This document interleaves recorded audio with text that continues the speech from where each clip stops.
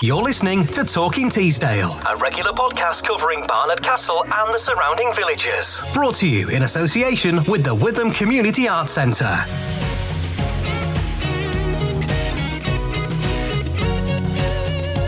Hello once again, welcome along to Talking Teesdale. My name's Stuart Laundy, and unfortunately Jane can't be with us this week, so I'm flying solo. She did mention something about not venturing into the studio until I got the heating sorted out. I just suggested she put an extra vest, a scarf and a pair of gloves on. But in all seriousness, it is one of the busiest times of the year at the Arts Centre, so she's busy occupied with other more important things than prattling away with me on the podcast. So coming up, I'll be chatting to Ian Clarkson, who is a founder member of the Jive Aces, the country's #1 jive and swing band. They're bringing their Christmas show to the Witham on Friday, December the 12th. And I'll also be looking at what's coming up at the Arts Centre in the next week or so. And I think the best thing to do is start with a bit of music from the Jive Aces. This is from their latest album, Keeping the Show on the Road, and it's their version of It Don't Mean a Thing.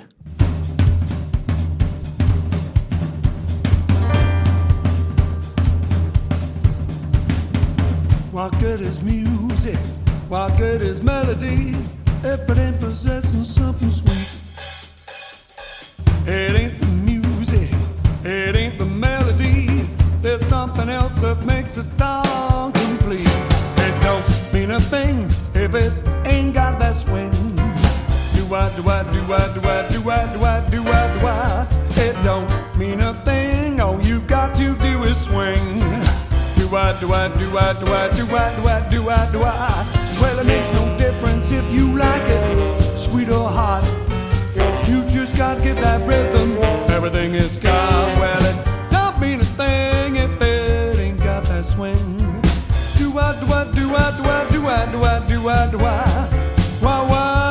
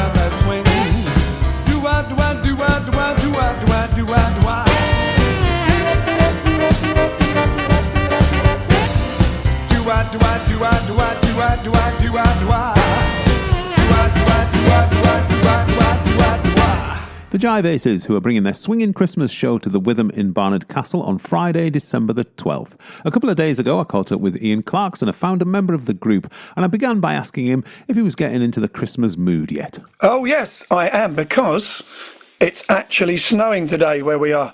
I was driving through the snow to get to our little rehearsal studio, and it was actually almost like a bit of a blizzard, in fact.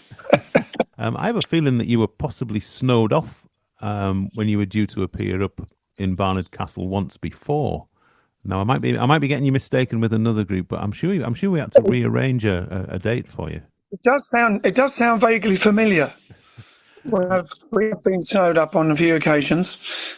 Let's talk a bit about the Jive Aces because I didn't. I'd sort of heard about you, come across you through the Britain's Got Talent thing, but until I looked you up, I didn't realise you'd been going quite so long. 1989. You're going to hate me for this because along with the Jive Aces, 1989 also saw Jive Bunny and the Master Mixers at #1 with Swing the Mood. Please tell me it wasn't the Jive Bunnies that inspired you to form the band. No, actually, the band actually started. Well, really, we started playing before that. Me and the drummer were at school together, and then we met the guy that's the bass player and the saxophone player. Went the year we left school, which was about when we were 16 or something. We're from Essex, so it was early, and then we. We had a few bands, and then the actual Jive Aces officially would actually be about 1988. For some reason, we always say 89, but I think the first official gig under the name the Jive Aces was in 88. And before that, the same band was called the Blues Busters. But we were releasing a vinyl single back in those days, and as the Blues Busters.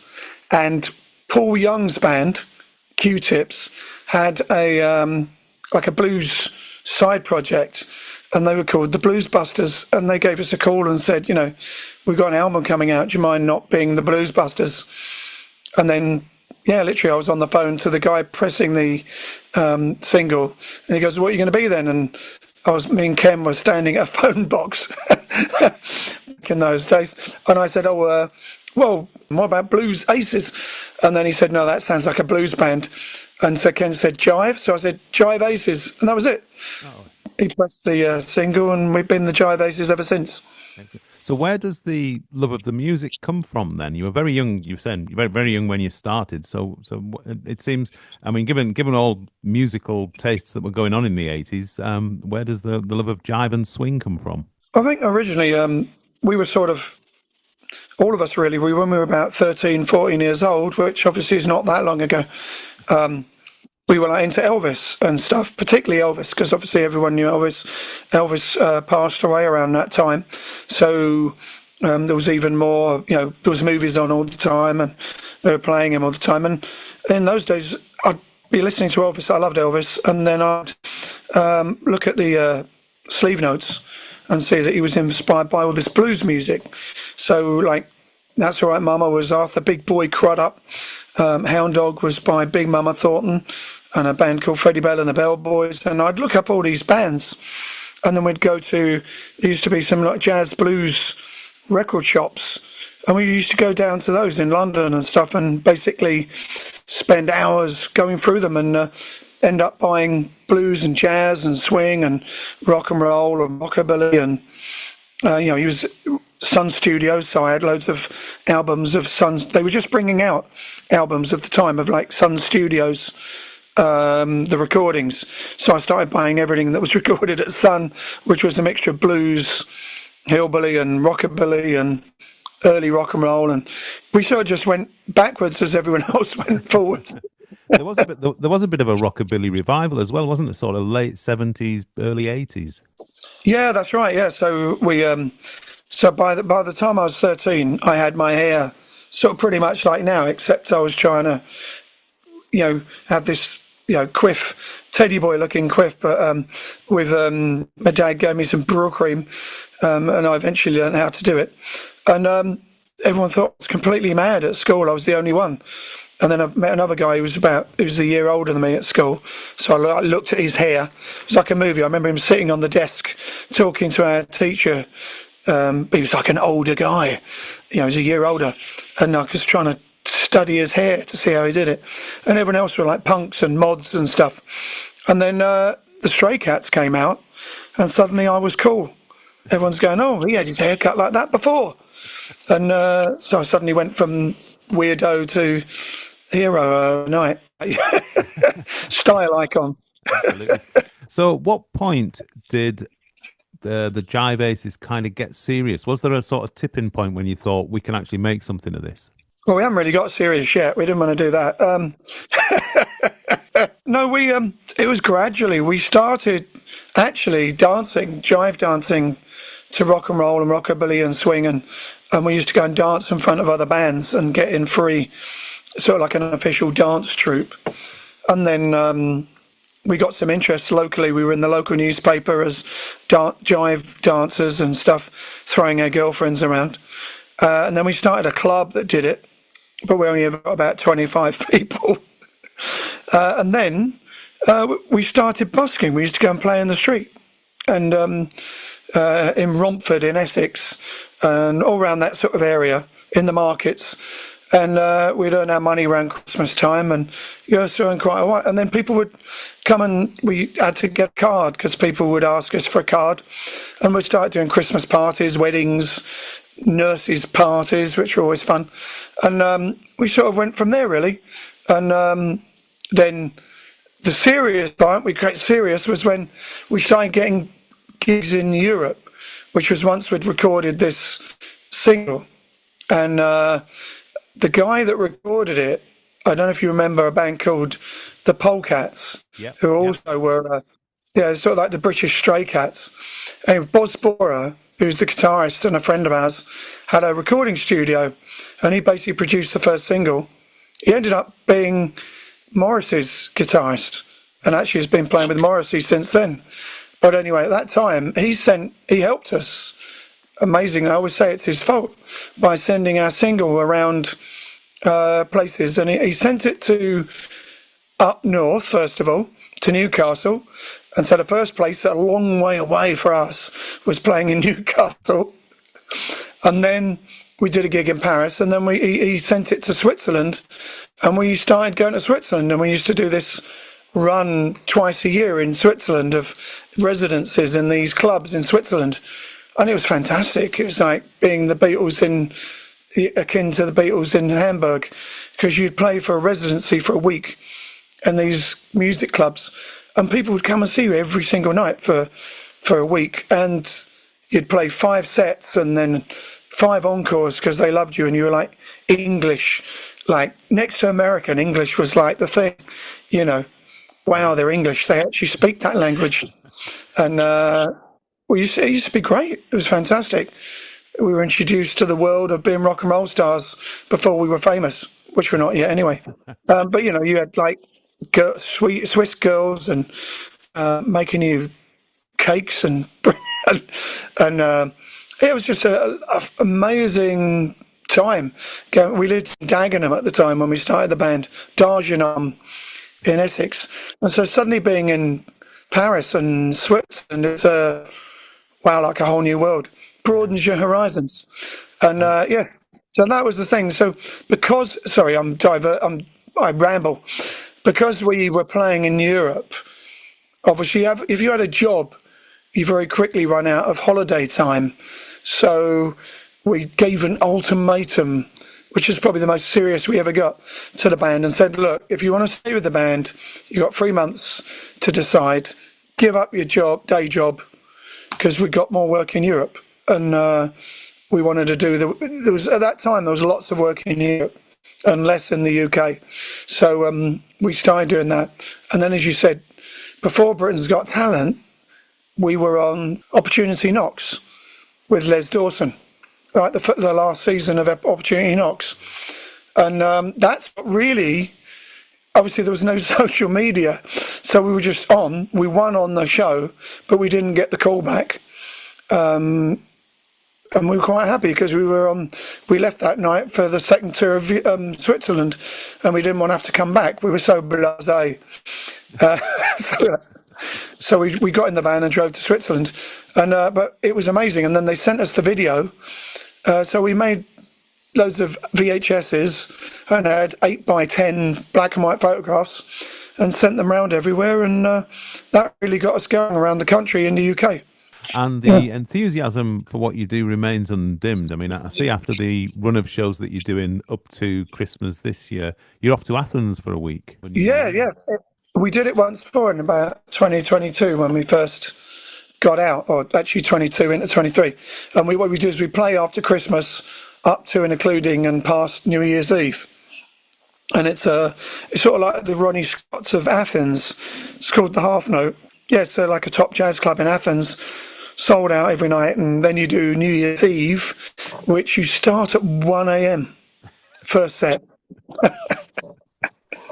Something to look forward to. That's the great thing, is as long as you've always got something to look forward to, and we've always got great gigs coming up, and so you're always living in the future. You know, you've always got something to look forward to and rehearse for, and so on. So that's a beautiful thing. Yeah, well, speaking of great gigs coming up, tell me about your swinging Christmas show that you bring into the Witham. Well, it's a bit in flux, man. We're only rehearsing all the Crimbo songs and getting some new Crimbo songs together. We've delved back into sort of giving it away, but some because we were looking through what they call public domain, because we're probably going to do a little Christmas TV show at some point. And so we're looking for public domain songs. We've written some ourselves, but then we were looking at that. Jingle Bells is public domain, which means that you're allowed to do it without copyright problems, in the layman's terms. And things like Good King Wenceslas. So we're going, hold on a minute, that sounds a bit boring. So then we're looking at it and going, okay, well, it's a bit like Old MacDonald or Mac the Knife. So we're trying to work out an arrangement for Good King Wenceslas like Bobby Darin would do it. You know, like, Good King Wenceslas looked out on the feast of Stephen, or that sort of thing. And so we're working out stuff, and then we have some surprise guests, some local and some further away, and that's part of our Christmas thing. We like to have guests, you know, like basically it's like a, you know, Dean Martin Christmas show or something. You've got to have somebody's surprise knocking on the door and coming in. So we're going to get some special guests, probably a female trio. Who knows who there's going to be? We've put our feelers out, some friends, and so we will invite some friends along, and it'll be great. It'll be sit down and dancing. We know there's some dances coming. There's a guy who does. Oh, he's going to kill me because his name's got Mark. I can't remember his second name. Anyway, there's some jive swing dancers coming, so you can sit down and watch cabaret style, or you can get up and have a dance if your feet tapping is not enough. And it's going to be Christmassy, basically. And the great thing about our music, you know, the swing, rock and roll, jive, is a lot of people don't know it. But when it comes to Christmas, you're allowed to do old songs. Rocking around the Christmas tree and everything suddenly come out. So, yeah, it's good for us. Ian, we've prattled on quite long enough, I think. It sounds like a fabulous show that you're coming up to us with this year. We look forward to seeing you on the 12th, so all the very best. So we look forward to seeing all the lovely people and swinging with them. And a reminder that the Jive Aces are on stage at the Witham on Friday, December the 12th at 8 o'clock. Tickets are £22 and £20. Check out www.thewitham.org.uk for full details. Hi, I'm Jim. And I'm Sheila. We're volunteers at the Witham. And you're listening to Talking Teesdale with Stuart and Jane. Well, it's actually just me this week because Jane's otherwise engaged doing much more important stuff. So in Jane's absence, it falls to me to have a look at what's coming up at the Witham over the next few days. And we start with a reminder of a big night for soul music fans. The Barney Castle Soul Club is hosting a 60s-70s crossover modern northern soul night this Saturday. That's November the 22nd. It starts at 5:30, features a lineup of 5 top soul DJs, and admission is just £6 and you can pay on the door. And from soul to folk rock and Steel Eye Span, the legendary Steel Eye Span, are on stage on Monday, November the 24th at the Witham. Unfortunately, the show is sold out, so it's returns only. So if you want to be in with any chance whatsoever of bagging yourself a ticket, get in touch with the centre and get your name on the returns list. We then have a couple of screenings which might appeal to you. On Tuesday, November the 25th, the Royal Ballet and Opera are performing Cinderella. It was filmed at the Royal Opera House in December 2024, and the screening will start at 7:15. Tickets are £14 and £12. Then on Thursday, November the 22nd, we have a National Theatre live screening of The Fifth Step, which has a rating of 15. It's a new play by David Ireland, and it features Jack Lowden of Slow Horses fame and Martin Freeman. It starts at 7 o'clock, and once again, tickets are £14 and £12. And then to round things off next week, there's a couple more music gigs starting on Friday, November the 28th, with the visit of Martin Harley, who is billed as one of the UK's finest contemporary roots musicians.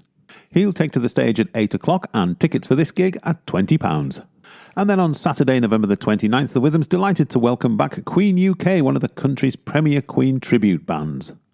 Expect all the well-known hits. They'll be on stage from 7:30, and tickets are £20. For full details of these shows, just go online to www.thewitham.org.uk, or you can call the box office on 01833 631107. Hi, this is Louise, Queen of Social Media, and you're listening to Talking Teesdale with Stuart and Jane. Well, that's it for this time. Hopefully normal service will be resumed next week. I'm going to finish the show in the way that we started it, with a bit of music, and with the visit of Steel Eye Span on Monday. What better excuse do we need to play their best known song? This is All Around My Hat. And until next time, when Jane's back with us, I'll say cheerio. Ta-da! All around my hat I will wear the green willow, and all around my hat for a 12-month and a day. And if anyone should ask me the reason why I'm wearing it, it's all for my true love who's far, far away. Fare thee well, cold winter, and fare thee well, cold frost. Nothing have I gained, but my own true love I've lost. I'll sing and I'll be merry when occasion I do see. He's a false, deluding young man, let him go, farewell he. The other night he brought me a fine diamond ring, but he thought to have deprived me of a far better thing. But I, being careful like the lovers ought to be, he's a false, deluding young man, let him go, farewell he. And all around my hat I wear the green willow, and all around my hat for a 12-month and a day. And if anyone should ask me the reason why I'm wearing it, it's all for my true love who's far, far away. Here's a quarter pound of reasons and a half a pound of sense, a small sprig of thyme and a smudge of prudence. You mix them all together and you will plainly see he's a false, deluding young man, let him go, farewell he. And all around my hat I wear the green willow, and all around my hat for a 12-month and a day. And if anyone should ask me the reason why I'm wearing it, it's all for my true love who's far, far away. All around my hat I will wear the green willow, and all around my hat for a 12-month and a day. And if anyone should ask me the reason why I'm wearing it, it's all for my true love who's far, far away. All around my hat I will wear the green willow, and all around my hat for a 12-month and a day. And if anyone should ask me the reason why I'm wearing